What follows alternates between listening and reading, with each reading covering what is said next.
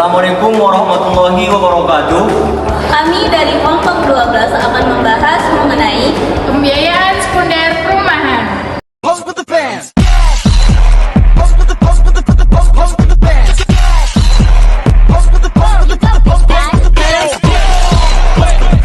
Pembiayaan sekunder perumahan. Pembiayaan sekunder perumahan adalah proses penyaluran dana jangka menengah dan panjang kepada kreditor asal melalui sekuritas.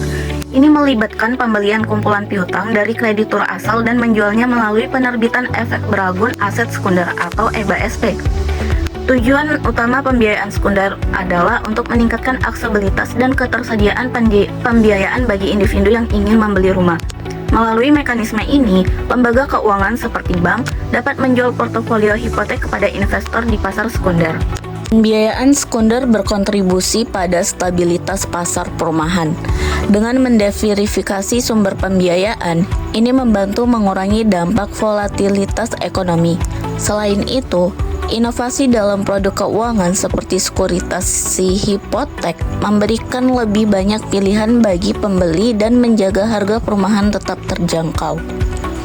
Salah satu cara penting dalam mendukung kebutuhan perumahan adalah kredit pemilikan rumah atau KPR.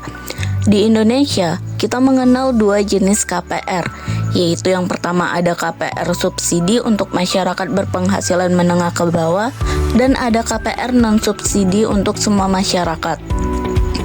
Pembiayaan KPR berasal dari dana jangka panjang dan pendek. Untuk mengatasi mismatch funding, sekuritasi aset menjadi solusi.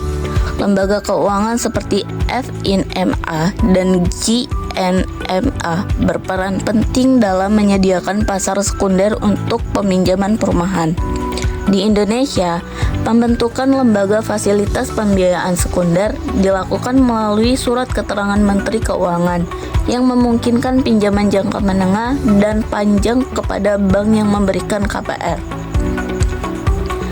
Jadi secara keseluruhan, pembiayaan sekunder perumahan memiliki peranan yang sangat penting dalam mendukung akses masyarakat terhadap hunian yang layak dan terjangkau. Dengan adanya lembaga dan regulasi yang tepat, diharapkan semua orang dapat mewujudkan impian memiliki rumah. Di sini saya akan melanjutkan materi yang kedua mengenai tentang mekanisme pembiayaan.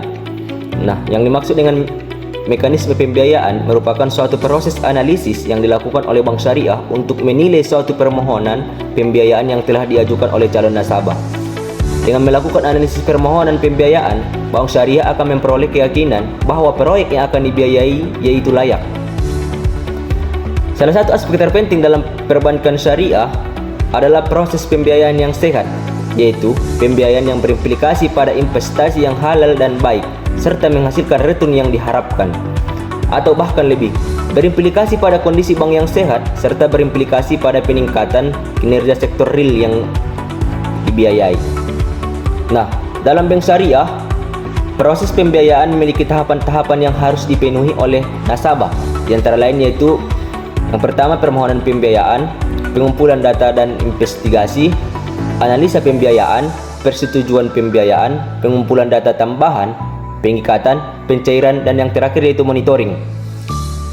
Nah, selanjutnya yaitu tujuan pembiayaan. Tujuan dalam pembiayaan terbagi menjadi dua. Yang pertama yaitu secara makro, yang terdiri dari peningkatan ekonomi umat, tersedianya dana bagi peningkatan usaha, meningkatkan produktivitas, membuka lapangan kerja baru, dan terjadi distribusi pendapatan. Nah, yang kedua yaitu secara mikro, yang terdiri dari upaya yang mengoptimalkan laba, upaya meminimalkan risiko, pendayagunaan sumber ekonomi, dan penyaluran kelebihan dana. Nah, selanjutnya yaitu analisis pembiayaan. Yang dimaksud dengan analisa pembiayaan yaitu suatu proses analisis yang dilakukan oleh bank syariah untuk menilai suatu permohonan pembiayaan yang telah diajukan oleh calon nasabah. Bank melakukan analisis pembiayaan dengan tujuan untuk mencegah secara dini kemungkinan terjadinya risiko macet. Analisis pembiayaan merupakan salah satu faktor yang sangat penting bagi bank syariah dalam mengambil keputusan untuk menyetujui atau menolak permohonan pembiayaan. Saya akan melanjutkan bagian E, kredit pemilikan rumah atau KPR. Pengertian kredit pemilikan rumah atau KPR merupakan pendanaan yang dilaksanakan atau dibuka oleh bank. Dana yang dikeluarkan oleh bank untuk membiayai orang yang hendak mengambil rumah dengan cara mencicil. Jadi masyarakat tidak lagi dipusingkan dengan hal-hal yang berkaitan dengan pembangunan. Jadi kredit pemilikan rumah atau KPR yaitu fasilitas yang diberikan pihak bank agar seorang bisa memiliki rumah ataupun kebutuhan konsumtif lainnya dengan jaminan berupa rumah. Adapun objek yang dapat dibiayai KPR sesuai peraturan Bank Indonesia, yaitu ada bagian A rumah tinggal, bagian B rumah susun, bagian C rumah kantor atau rumah toko. Yang kedua ada manfaat kredit pemilikan rumah. Kredit pemilikan rumah atau KPR pada dasarnya memiliki banyak keunggulan dan juga sangat bermanfaat bagi masyarakat dan juga para calon pembeli.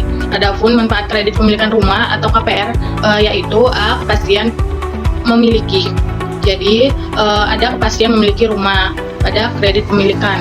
Yang B ada tidak perlu dana penuh, kita hanya menyediakan uang muka atau DP. Yang C ada angsuran tertentu. KPR dengan angsuran tertentu setiap bulannya lebih memudahkan kita untuk mengatur keuangan.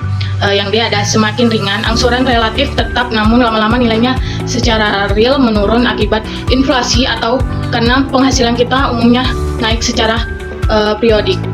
Yang C ada legalitas kepemilikan.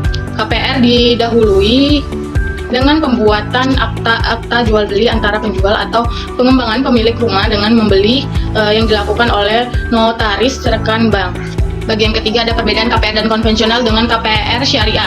Penyaluran kredit pemilikan rumah atau KPR kepada masyarakat bisa dilakukan oleh bank konvensional ataupun bank syariah, di mana lembaga perbankan ini sama-sama memiliki produk pembiayaan untuk kredit pemilikan rumah atau KPR. Di bank konvensional, keuntungannya yang diperoleh atas transaksi yang dilakukan pada umumnya mengandung unsur riba yang tentu saja tidak sesuai dengan prinsip syariah. Indonesia sebagai negara mayoritas beragam Muslim Islam telah lama mendambahkan kehadiran sistem lembaga keuangan yang bebas dari riba. Antara bank konvensional dan bank syariah tentunya akan ada beberapa perbedaan mulai dari bunga maupun fitur atau layanan yang ada pada keduanya. Yang A ada kredit pemilikan rumah atau KPR, yang pertama ada cicilan berdasarkan bunga, yang kedua ada pada saat memulai cicilan disesuaikan dengan bunga kredit sampai akhir masa kredit.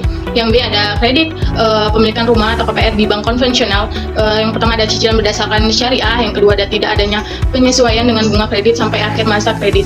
Pada pembiayaan kepemilikan rumah. Pertama, pengertian pembiayaan kepemilikan rumah atau KPRIB. BRI Syariah adalah salah satu bank atau lembaga keuangan yang memiliki produk leading kredit pemilikan rumah atau KPR. BRI Syariah memiliki produk KPR subsidi dan non-subsidi.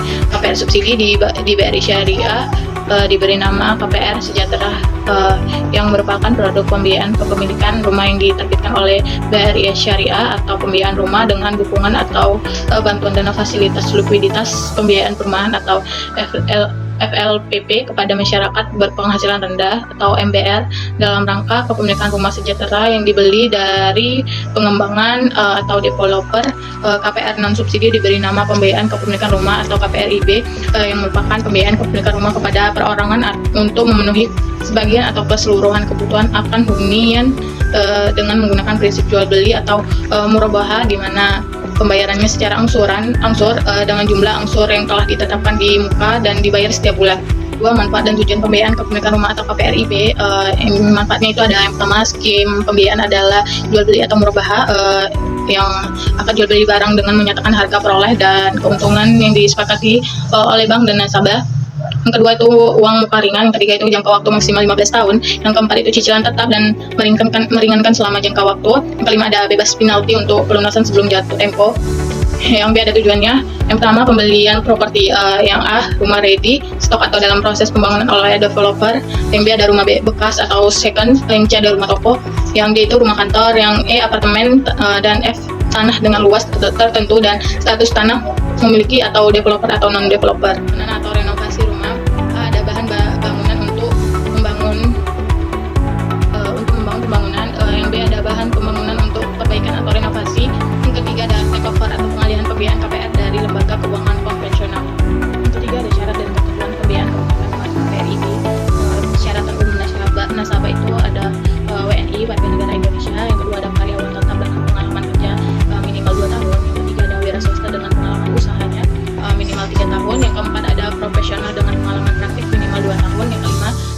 juga minimal pada saat pembiayaan diberikan 21 tahun dan maksimal usia pensiun atau karyawan atau 65 tahun atau wira swasta dan profesional.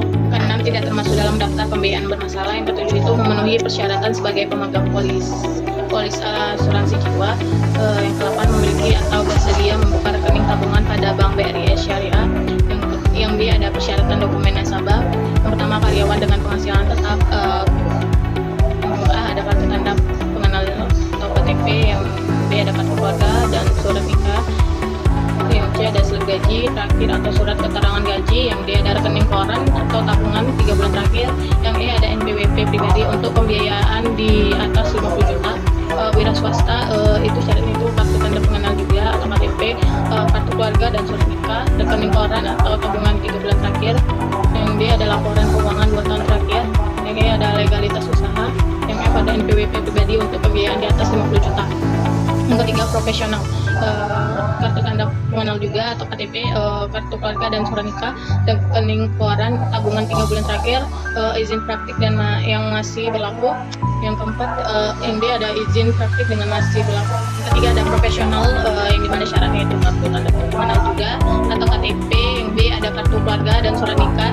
Yang C, ada rekening koran atau tabungan 3 bulan terakhir. Yang D, itu izin praktik yang masih berlaku. Yang E, NPWP pribadi untuk pembiayaan di atas 50 juta. Yang C, ada persyaratan jaminan, di mana persyaratan itu sertifikat tanah atau SHGB dan SHM. Yang kedua itu izin mendirikan bangunan atau IMB. Yang ketiga itu PBB terakhir. Sekian dari saya, terima kasih.